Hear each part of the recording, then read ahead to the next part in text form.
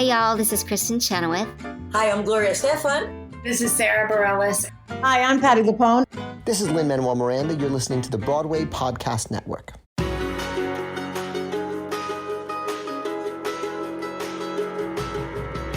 Welcome back to the Theater Podcast, intimate personal conversations with theater's biggest names. This episode is part 2 of our amazing interview with Alex Timbers. It continues from part 1, obviously, that just dropped a few days ago. So if you haven't listened to that, I encourage you to stop, back it up, and listen to the previous episode. But before you do, please visit us online at ttp.fm. Show your support via ttp.fm/Patreon to get advance notice of these interviews so you can submit your questions and many, many other opportunities to help us out and get our episodes transcribed and lots of things that we're trying to do with the contributions that we get. So with that said, please enjoy part 2 of this episode with Alex Timbers. Here you go. 1, 2, 3.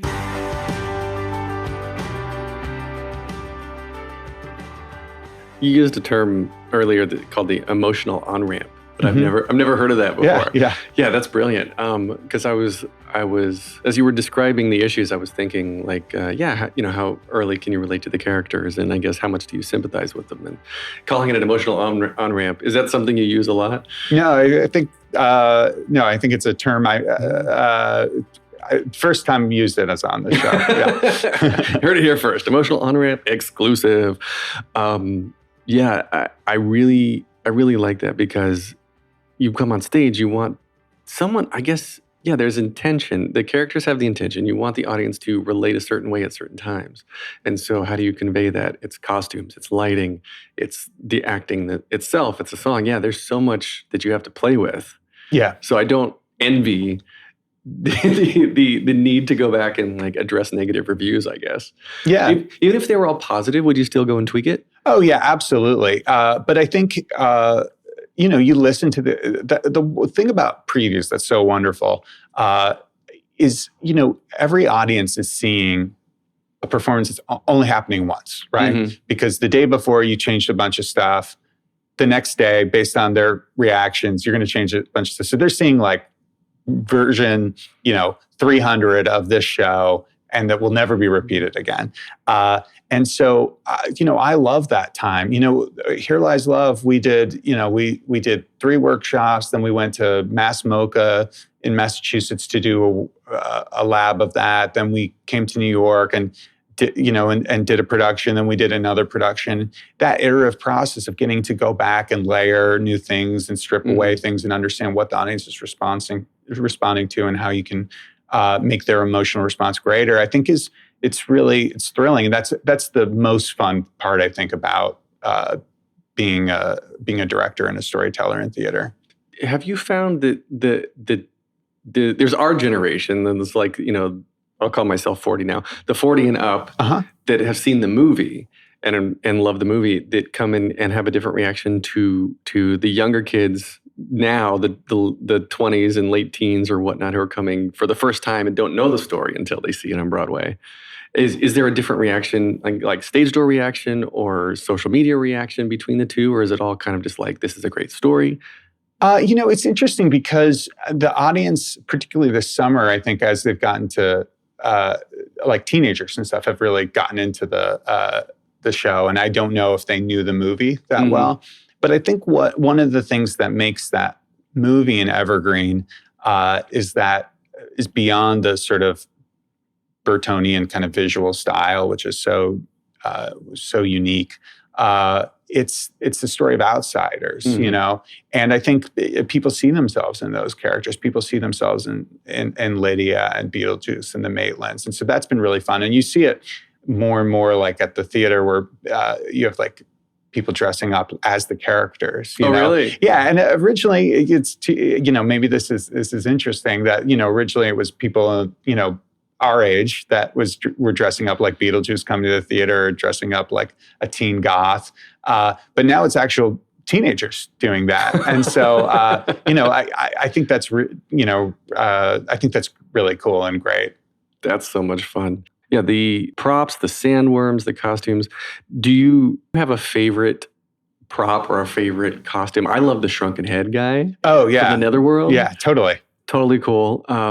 If you were going to take one thing home with you, what would you want to take out of the show? Oh, that's amazing. I love the sandworm. I have to say, it's cool to see a puppet of that scale and that has that kind of life to it, because its jaws open and it births another sandworm inside it, and smoke comes out and its bloodshot eyes light up. It's just. I think Michael Curry really sort of did such an amazing job with that one. And there's and that sandworm comes in two parts. There's the head, and then there's the tail from the other side of the stage, which is an inflatable. And it's really cool. I love all the props in there. Do you go back to see the show a lot? And how often do you get back to go? How often do you get to go back and see it? I see the show probably every 2 or 3 weeks. Oh, really? Yeah. I'll go back if an understudy is on sometimes, and because I'm excited to cheer them on, and and then just generally I'll go back for show maintenance. At that point, the show really is the stage manager's show and the actor's show, and so I also just try. I don't want to be too much in anyone's hair, and overstay my welcome. Yeah.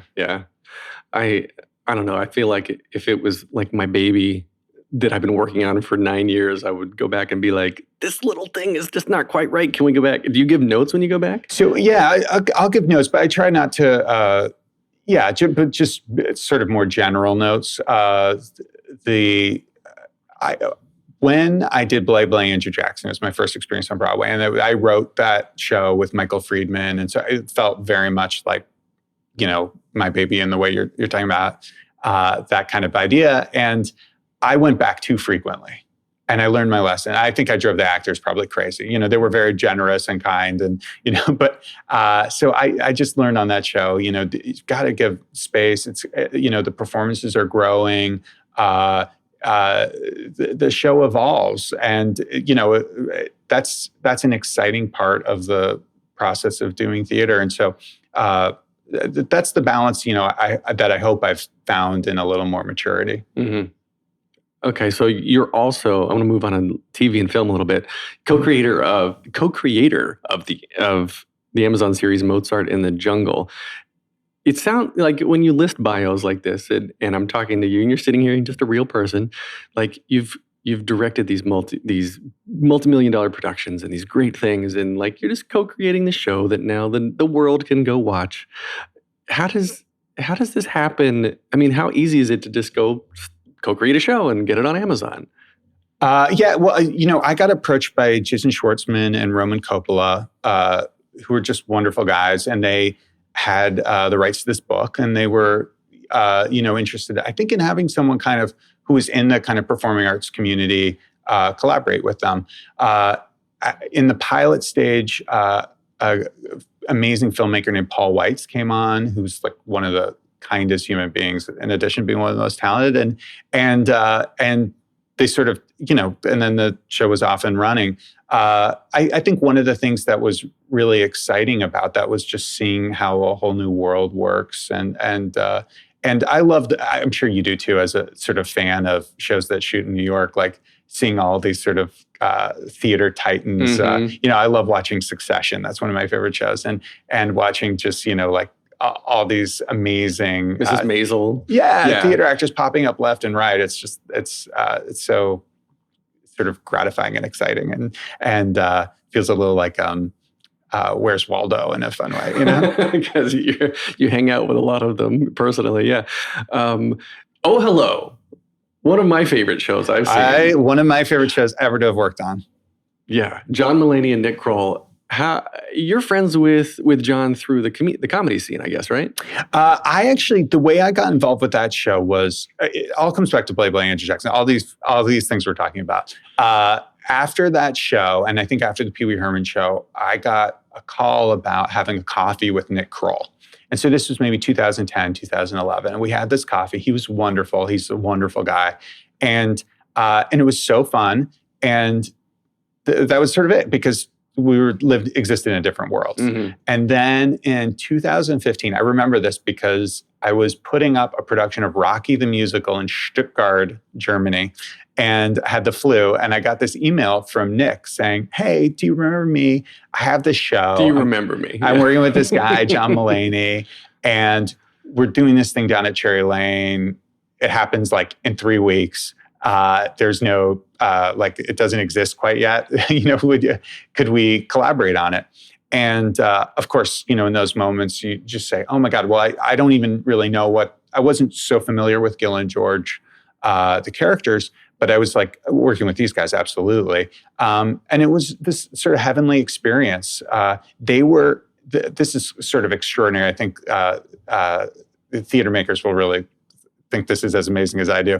They were teching the show at Cherry Lane during the day and night, and then at midnight going to the UCB and performing the show, which was at that point 2 hours long, and performing it for a live audience, and trying out jokes and cutting jokes the next day, coming into tech and saying, "Hey, we're going to do this again."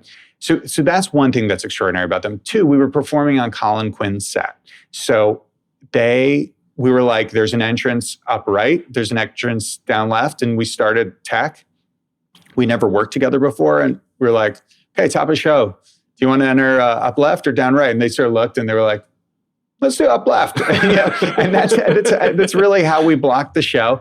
And we went through it once, and I was so nervous. I was like, "Oh my God, are they going to remember any of this blocking? They've only done it once during tech." And they remembered it all. I mean, they are like not only such brilliant comedians, but they are, they know exactly where they want to be. And it was incredible. And the lighting designer was also like, "I've never experienced something like this before." All my light cues, I don't need to adjust anything. The whole set there, it's like they pulled in props from old shows. Is that real? Is there actually a warehouse somewhere that has all these iconic props from big shows? No, well, so it was kind of a riff on this, because the Colin Quinn set, we were like on someone else's set. So the Broadway set, which was done by Scott Pass, which was so beautiful, which was like these different sets from different other shows cobbled together, was sort of a riff on a riff in that way. None of the sets from like the August Wilson play or Steel Magnolias were real sets.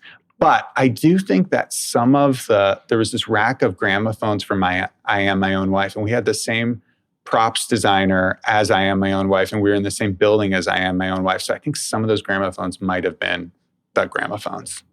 There you go. Really? Fun fact. And then they got filmed and put on HBO, as did Pee Wee Herman's show, right? Pee Wee Herman got filmed. Yeah, I think Oh Hello's on Netflix. Oh yeah, Netflix. Yeah, absolutely. It's so amazing when you make something that's ephemeral and then someone captures it. It's really awesome to have that. Is that where you like theater to head? Like to have, after it's done on Broadway, it gets captured and released wider, or do you prefer it to kind of be more localized and live? Here's what I love about theater. Like the first show that got me really excited about theater was Tommy. And that was, this. It felt like the first show I'd ever seen where the boundaries between like pop music, popular culture, music video, visuals, all that felt bridged with this sort of theater world. And I think that a lot of the stuff that I love sort of exists in those worlds where the sort of area where two worlds meet. And one of those is the comedy world and theater world. And I think you look at Pee Wee or you look at Oh Hello, and there's something really sort of exciting and unique when you have the live comedy event meets a play. And so something like that, it feels like just naturally there'd be, particularly with those performers, Paul Rubens, John Mulaney, Nick Kroll, there's an appetite beyond, the type of, the number of people that can fit into a limited run. I think to see something like that, I think it's really exciting to have people be able to access that. Is there something lost, do you think? Like when I watch a comedy on TV that I've seen live, I always feel like it's never as good. I don't connect because I can pause it. I can go to the kitchen. Someone can come in and distract me. Oh, it's definitely different. The communal experience of being in a space with, like seeing Oh Hello with 900 other people, it's thrilling. But I guess, next to not having anything. Yeah, True. Totally. It's great. What was really a fun experience was working on the John Mulaney's Radio City show, because in that instance, we're simultaneously building a show for that live audience at Radio City, but also filming it for Netflix. So you're thinking about it from both. You're thinking about it for the camera and for the audience in the theater at the same time. And that was really exciting because there you're trying to make it, from the birthing of it, equally great for both audiences. Oh yeah, so ahead of time you're planning for it specifically. Mm-hmm. Yeah. Do you still work with John a lot now? He's a friend, and I'd love to work with him again. He's amazing. Yeah. Yeah, such a fun guy. Everything he does, I love. I watched the Netflix special, so yeah, it was very funny. Oh, good. Okay, cool. So it seems like you've always got a lot of stuff happening simultaneously. How do you actually decide what to wake up and work on in a given day? That's a great question. I mean, because musicals, which are the thing I primarily work on, are take so long to sort of come to production, and some never see the light of day. You don't really get to plan your life as much as one might think. You don't get to say, okay, this year I'm doing Brigadoon, next year I'm doing a new musical by so-and-so. And so a lot of it's governed by sort of everyone else's schedules. When is everyone available to do the workshop for XYZ? And so then you're sort of gearing up for that. I think the thing that's the plate spinning aspect of it is really those shows that are in deeper development, where you're sort of trying to kind of always push them along a little bit. Like every week, how can I help that show go to the next level? Is that, by doing a piece of development, is it doing a writer meeting? Is it talking to a designer and going through sort of looking at renderings?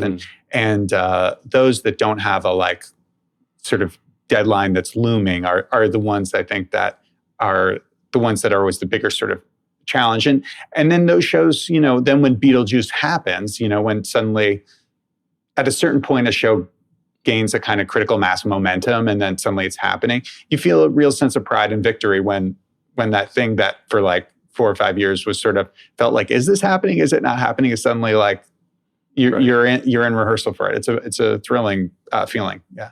And you said you feel a victory, of course, when it makes it. Do you take it personally if something doesn't?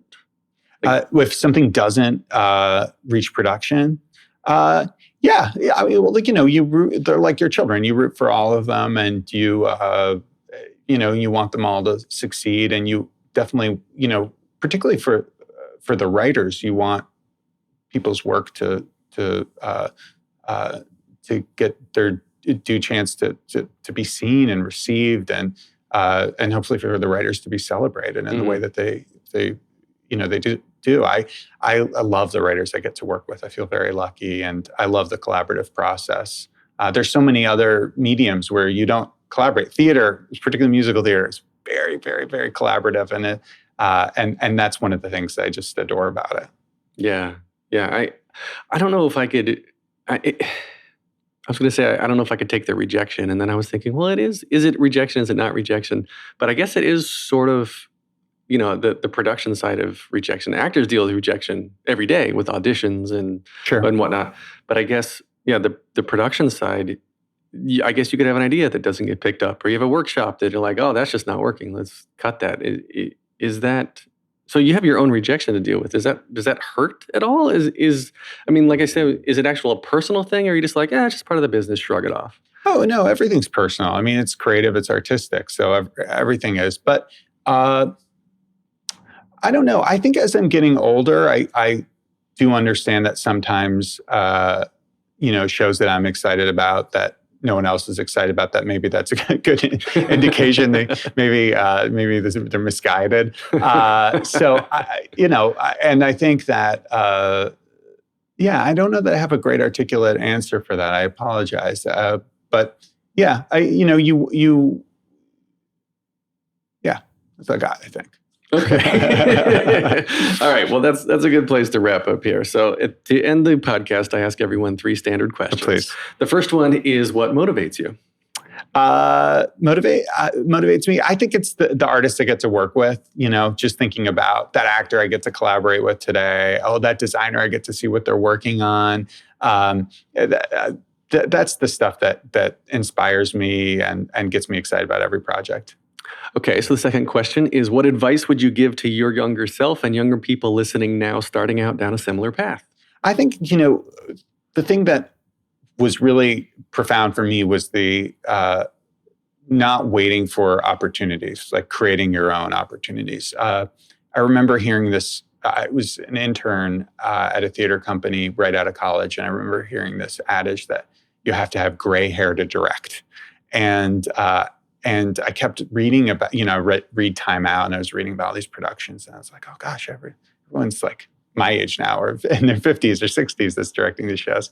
And so I realized that no one was going to hire me to direct Tennessee Williams or Thornton Wilder or something like that. And I had to go make my own theater. So I created my own theater company really as a vehicle to get hired to direct things. So I think that's important, is to, whatever part of the theater industry you're in, to take as much agency as you can to not rely on others to